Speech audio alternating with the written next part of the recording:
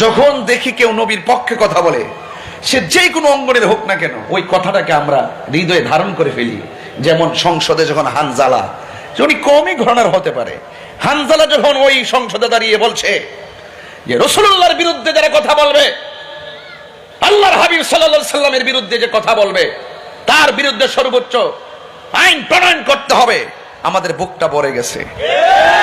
সে যখন বলছে যারা রাসূলুল্লাহকে শেষ নবী মানবে না, তাদেরকে অমুসলিম ঘোষণা করতে হবে, আমাদের কলিজাটা ভরে গেছে। কথা বলে ঠিক না? এগুলো আমাদের সুন্নতের কথা, হাজার জনম ধরে সেটা লালন করেছি। আমরা তো সেটাই চেয়েছি, রাসূলুল্লাহর বিরুদ্ধে যেই কথা বলুক না কেন, কে কোন দল করে আমি জানি না, রাসূলুল্লাহর বিরুদ্ধে কথা বললে ঐক্যবদ্ধভাবে বাংলাদেশের আইন অনুযায়ী তার বিরুদ্ধে প্রোটেক্ট করতে হবে। কথা বলেন ঠিক না?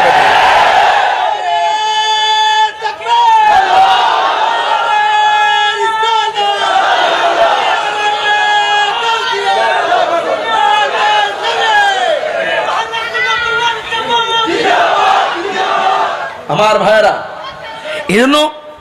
এই জন্য যে আল্লাহর হাবিব সাল্লাল্লাহু আলাইহি ওয়াসাল্লামের প্রেমী খোদা প্রাপ্তির পূর্ব শর্ত।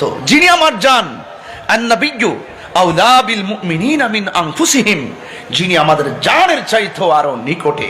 চিৎকার মেরে বলুন না সুবহানাল্লাহ। তো সেই নবীজিকে মহব্বত করতে এত অনীহা কেন?